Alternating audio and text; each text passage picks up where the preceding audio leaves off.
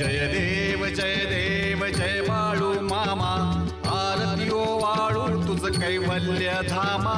जय देव जय देव जय देव जय देव जय बाळू मामा, आरती ओ वाळू तुझ कैवल्य धामा। जय देव जय देव। धनगर कुलाचा उद्धार झाला, अवतरले संत अक्कोळ गावाला।